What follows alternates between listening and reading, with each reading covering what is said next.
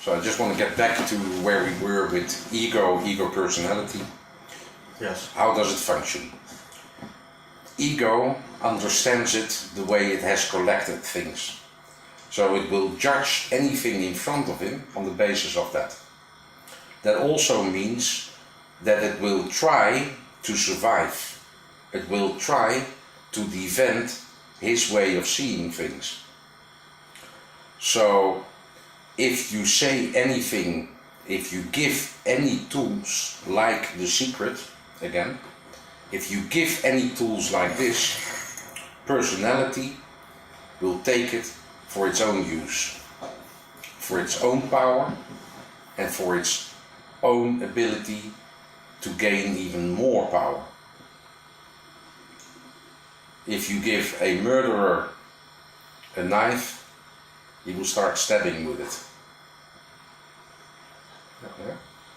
So ego, the collective of your experiences, your emotional spheres, like for instance the one that is fearful, that is scared of height or whatever, will see in everything that reason. If it finds instruments, but let's say for instance desires, if it finds instruments in what you give them as tools, like the secret does, then it will only strengthen his ability and his eagerness to gain fulfillment of those desires. So it is really a wrong thing to give a knife to a kid unless he knows how to use it and for what purpose it is. Yeah. So it is important that first of all, before we go into things that we are able to use to live the way it should be and get this fulfillment that we need, what really life is all about, the goal that was set by God, by Allah, by whatever name you want to give it, its intention is a process of learning to become aware. And from this awareness, live in paradise. The danger is, if I am a negative person, then any instrument you will give becomes the tool of my negative personality to use. That's why it's so important, first of all, to realize how it works within you. So you become aware of it. And then be able to disconnect from it. To see that those emotional spheres are not you. Because they will try and get control of any tool that you give them. Look at, for instance, the ability to explain something. How many people try to manipulate to get their way? Give them bigger and more powerful tools, like people in the government, who, as you can see, are often also busy to collect for themselves and to fulfill their own desires and longings. So look at what the church has done. It has used its powers, its knowledge, while they were still slave of their emotions. And they manipulated and steering in order to collect. Yeah, that's what is happened. And what is happening all over. I mean, the time when the big changes were coming were the times when there were no more believers. And yes, there are many believers, but when it is said, when there is no true believer anymore, then you could basically say that that sort of believing is a knowing. and the beliefs that are now circling the world, whether it's Muslims, whether it's Christians, and even for a lot of Buddhists, is their self-created ideas of it.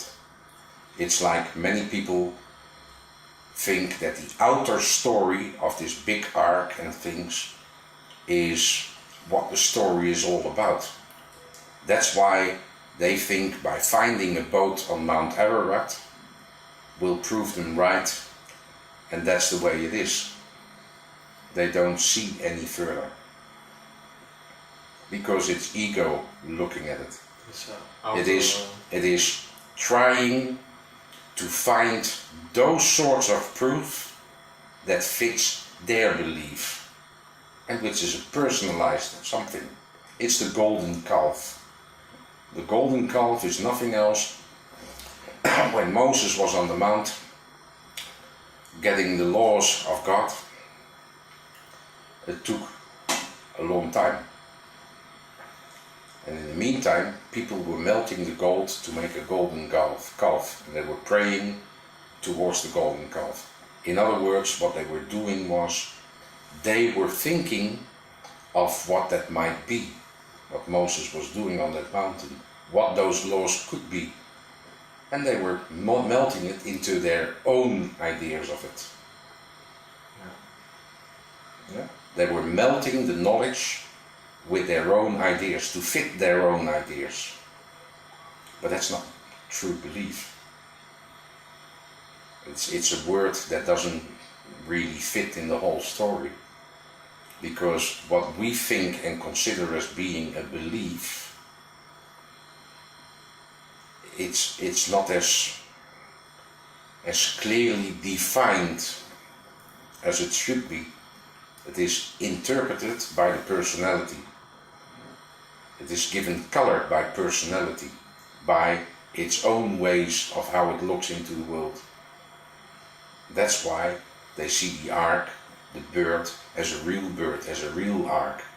And yes, slowly there is of course people who see through those things and start to see a more meaningful story behind it, but it's still silver birds. The truth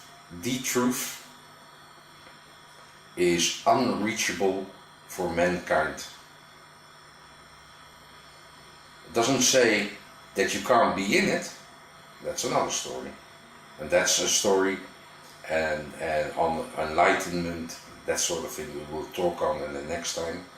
As I say, now it is very important to see what you say is this I, this ego personality, this person, what it really is.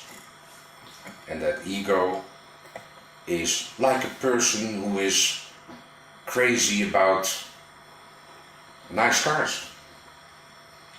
He will see the possibility of the secret as a way, as an instrument to get this beautiful car. So it's only fulfilling its own desires.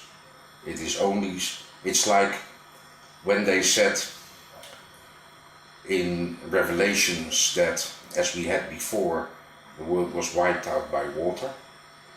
This time it will be by fire. So now you hear certain people talking about some great comet that is going to destroy the earth, because their concept of the word fire is built up what they know about fire. But the burning bush, the fire that is talked about in the Bible, is of course a completely different meaning than the physical fire we have when we light up a match. Or like the fire of the sun, a real physical fire. It's a principle, a silver bird trying to explain something else.